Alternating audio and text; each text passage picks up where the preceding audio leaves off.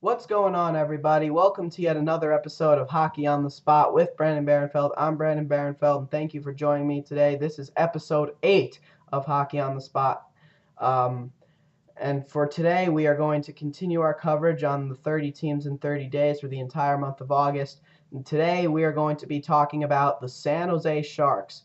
For the San Jose Sharks, this is a team that continues to make the playoffs, but yet again, they continue to miss the Stanley Cup Finals.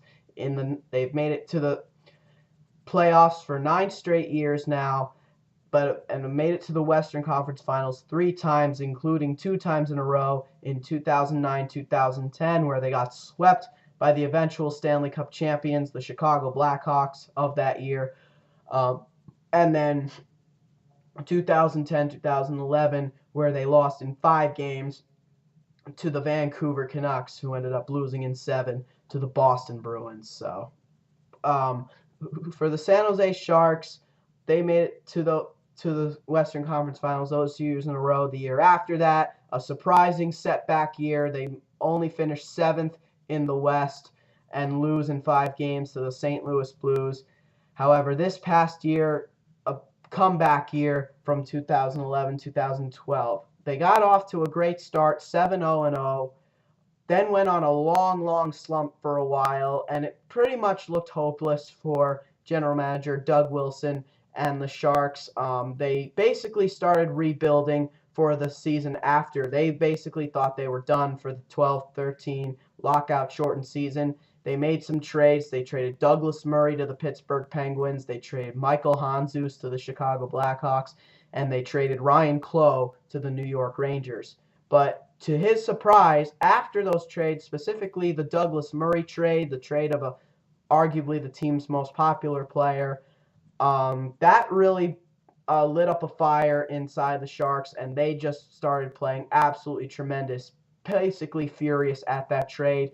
They worked their way in a miracle way. They worked their way back into the playoffs. They finished 6th in the Western Conference. Then they go on to defeat the Northwest Division winning Vancouver Canucks in a sweep. By the way, they also got Raffi Torres and Scott Hannon at that trade deadline to help out with that. But Raffi Torres against his former team, they defeat them in 4 games, a surprising sweep of a number 3 seed. But then in the next round, they take on the defending Stanley Cup champions, the Los Angeles Kings, who finished 5th in the West that year. They take them to 7 games, which was very impressive, a series in which the home team won every single game, but which means the Kings would end up coming out on top in 7 games. So very good run despite another second round exit. Taking the defending champs to 7 games and defeating the Northwest Division champs, the Vancouver Canucks, in a sweep. So I thought it was a pretty satisfying offseason for the San Jose Sharks, but obviously not what they wanted, and once again, they failed to reach the Cup Finals. And because of Martin Havlat's contract, he has 2 years left on what was originally a 6-year, $30 million contract originally signed with the Minnesota Wild. Because of his injuries, they were really unable to go out and sign some new faces this offseason, or at least a lot of new faces like they maybe would have done if Havlat was healthy and they were able to buy him out. He has not been healthy a full day since becoming a member of the San Jose Sharks. So that's a big bummer for them. So in result of that, this season was basically all about re-signing their future core for when the core of Joe Thornton, Patrick Marleau, and Dan Boyle are gone. They are all in the final years of their contracts this year, and who knows what will happen for them in the future after this season. A lot of it depends on many things, like if they can go to the playoffs this year, if they can win the Stanley Cup this year. I think it all depends on all those things. Hey, maybe they could get traded at the trade deadline. Who knows? But they for now, despite how good they look, trying to clinch their 10th straight playoff spot, they look toward the future at least a little bit. They re-signed both Joe Pavelski and Logan Couture, giving them identical 5-year, $30 million contracts. They re-signed Scott Hannon on the blue line to a 1-year deal. They signed Jason Demers on the blue line. He'll probably be their 7th defenseman, with Justin Braun coming in now and playing tremendous alongside Marc-Edouard Vlasic. Both he and Brent Burns are signed up long-term. Brent Burns, last season, moved from defense to right wing. That is where he will start the season, playing on the second line with Joe Thornton and most likely Thomas Hertl, who is their top prospect, and an NHL-ready player from the Czech Republic, first-round pick from 2012. He is going to be a superstar in this league, and he is ready to play. So a lot of San Jose fans can't wait to get him up. Tommy Wingels, a guy who could potentially play on that top line and have Lat's absence. Top line, maybe fourth line, alongside Logan Couture and Patrick Marleau. Joe Pavelski will probably be their third line center, with Rafi Torres and another face they bought in, which we'll talk about. And then the fourth line, of course, will probably be Andrew Desjardins, James Shepard, and Adam Burish, or Tommy Wingels if Havlat plays. And then they also signed up their 2 top prospect goaltenders, Alex Stalock from St. Paul, Minnesota, and Harri Sateri from Finland, signing both of them to 1-year contract extensions, as one of those 2 are expected to be the backup to Antti Niemi this season, with Thomas Greiss gone. Which reminds me, they did lose a couple of guys this offseason, Thomas Greiss being one of them. He signs over with the Phoenix Coyotes along with depth left winger Tim Kennedy. Both of them going to the Phoenix Coyotes. Scott Gomez is also gone. Veteran center. He signs with the Florida Panthers to a 1-year deal. And then probably the biggest loss for the San Jose Sharks this season, one they did not want to do, but they had no choice if they wanted to re-sign their core. Left winger, center/right winger TJ Galliardi gets traded to the Calgary Flames and then signs with them. There was a trade that the Sharks were forced to make. A very popular player last season and arguably their best depth player last year. So good that he actually played on the top line with Joe Thornton and Brent Burns. So that was a good combination. That ended up being a very good combination. TJ Galliardi, he'll be missed in San Jose. He is their biggest loss. So the real big issue was to replace him this offseason with another depth player who is probably maybe a little better than TJ Galliardi, and they did just that. At the trade, they only made 2 actual signings, one of them of not that much importance, that being the signing of defenseman Rob Davison, who is coming back to the San Jose Sharks for the second time.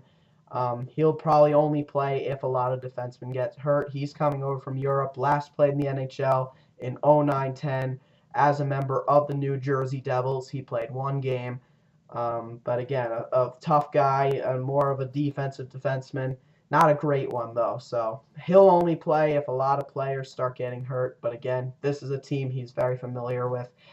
But the big move that the Sharks did make this offseason, that came in the form of both a trade and a signing, and he was a restricted free agent when they got him.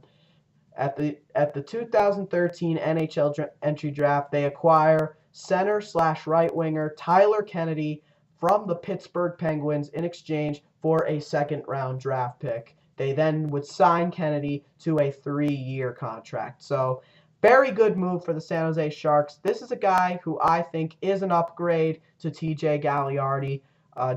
Adds a lot of depth to this team.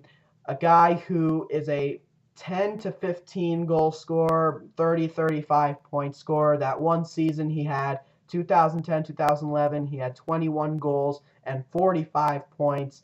I don't think we'll ever see that again from a guy like Tyler Kennedy. Those are not normal Tyler Kennedy numbers. That was just one tremendous year and maybe tremendously lucky year on his part. But he's not usually going to put up those kinds of numbers. He's not usually going to be a 20-goal scorer. At least that's what the stat sheet would say. Who knows? He could end up surprising yet again. But this is the other guy who would probably play on the third line with Joe Pavelski and Raffi Torres. So he adds a lot of depth to their lineup. But one thing he also adds to this team is Stanley Cup experience. He went to the Stanley Cup Finals with the Pittsburgh Penguins as a rookie in 2007, 2008. Lost in 6 to the Detroit Red Wings the year after that. Back in the Stanley Cup Finals against the Detroit Red Wings again. Different outcome. This time they would win in 7 games. That was 2008, 2009. He was a huge part of that playoff team. So, a 2-time Stanley Cup finalist, 1-time Stanley Cup champ, which is what the Sharks need. That is what the Sharks need. They need a presence in the locker room that can bring in a little bit of leadership. Tyler Kennedy can do just that. He'll bring a playoff presence into the locker room, and he single-handedly could make them a better team because of his willingness to never give up and to help his team get to the playoffs. So a good depth player to get for the San Jose Sharks. And for the Sharks, again, the biggest question for them now is really who's going to be the backup goaltender. Again, they got Alex Stalock and Harri Sateri both signed to 1-year deals. One of those two will be the backup to Antti Niemi in place of Thomas Greiss. The assumption is that it will probably be Alex Stalock, who is their number 2 prospect, with Thomas Hertl being their number 1. But you never know. Sateri could surprise us. Not like either of these two will be seeing a lot of playing time. It is expected that Antti Niemi will probably play 95% of the season for the San Jose Sharks. So Thomas Greiss didn't see a lot of time, and neither will these guys. So I think it'll be interesting to see. And then the other question, with Brent Burns moving down to forward, who plays on defense? They got Dan Boyle there for 1 more year. They got Justin Braun, who will probably play over Jason Demers. Jason Demers, another one. He'll most likely be the 7th defenseman. But they got a couple of guys too. They got Matt Irwin, who came up midway through last season and really impressed them. They got Marc-Edouard Vlasic, and of course they got Scott Hannon re-signed, and Brad Stewart is still there. So I think it's definitely going to be Justin Braun, who would be the 6th guy over Jason Demers. So that's another reason why Brent Burns moves up to forward, because of how stacked they are on the blue line. Now, let's take a look at the San Jose Sharks prospect pool. Actually, before we do that, one other thing that will have to change about the San Jose Sharks this season is how well they play 5-on-5. They're very good on odd man situations last season, but 5-on-5, they were 24th in the league. They didn't score a lot, and that's got to be the key. If Antti Niemi is going to actually win the Vezina Trophy, he was a finalist for the award last year. He needs to have a good defense in front of him, and the offense in front of them needs to be just as good. They were not, and therefore they surrendered quite a few shots, even strength. So that's something that will need to change in San Jose this year if they hope to have a good season and get back to winning the Pacific Division, even with the Dallas Stars leaving and the Calgary Flames, Edmonton Oilers, and Vancouver Canucks coming in, and potentially another team in the near future, most likely a Seattle team, but that's a topic for another day. But anyway, now let's take a look at the San Jose Sharks prospect pool. For the San Jose Sharks, because of how successful they had been over the years in regular season play, they had been unable to have these high draft picks. They would draft low in the first round and sometimes not even in the first round. The last actual star they drafted was Logan Couture. They did have a couple after that. They did have one in Charlie Coyle, who they surprisingly traded to the Minnesota Wild in a trade that they probably should never have made. And they also but now, of course, they got Thomas Hertl, who they drafted in 2012, and this is a kid who is in the future is expected to be a superstar, a native of the Czech Republic. So he was their first-round pick at 17th overall. So they'll be expecting some great things out of him. But outside of Thomas Hertl, their number 1 prospect, and Alex Stalock, their number 2, they really do not have a deep prospect pool. They are a bit deeper than the Edmonton Oilers, but that's about it. They are not deeper than the Los Angeles Kings. They are under the level of the Los Angeles Kings and way under the level of the Calgary Flames, Phoenix Coyotes, and Anaheim Ducks as far as the prospect pools go. But one prospect on this list that did impress me, despite the fact that their development program had been one of the worst in the National Hockey League for the past couple of years. One guy who did impress me, and one guy who I think is developing well, despite what everyone says, is their number 5 prospect, center Freddie Hamilton. He is the older brother of Boston Bruins first-round pick Dougie Hamilton, but unlike Dougie, he is a forward. Dougie's a defenseman. And this is a kid who, for 2 straight years in juniors, put up 80 points. And this is a guy who's a very good two-way center. Very good defensively, but has also proven he can play a solid offensive game as well. So it wouldn't surprise me at all if this two-way center eventually came up to their system as a third-line center. Maybe if he continues to play his cards right, a second-line center. So that'll be really interesting to see in the future. I think Freddie Hamilton is going to be one heck of a prospect for the San Jose Sharks, and he'll be one heck of a player. He's their 5th-round pick, 129th overall in the 2010 NHL entry draft, so a good pick there. Now, last but not least, the player on the San Jose Sharks who, in my personal opinion, needs to be better in order for the San Jose Sharks to clinch their 10th straight playoff berth and go far in the playoffs, no question whatsoever, has got to be Raffi Torres. I was almost tempted to say Martin Havlat just because he needs to be healthier, but no, it's got to be Raffi Torres. Raffi Torres, not a great year for him last year. At least I felt offensively he wasn't that good. And then the playoffs, he only played 5 games, had only 1 goal. So this is a guy who I think needs to be a little bit better and a little bit more of a factor, both physically and a little bit offensively. Show those kinds of offensive numbers that he can put up like he did in the 05-06 season with the Edmonton Oilers. A big reason why the Oilers went to the finals that year. Same a couple years ago with the Vancouver Canucks. He was sort of a grinding game changer. He really wasn't much of that last season combined for the Phoenix Coyotes or San Jose Sharks. And he has to stop with these stupid suspensions. He really does. If all these things can happen, if he can stop being suspended, and if he can play a little better, I think the San Jose Sharks will be a threat, not just offensively and defensively, but physically as well.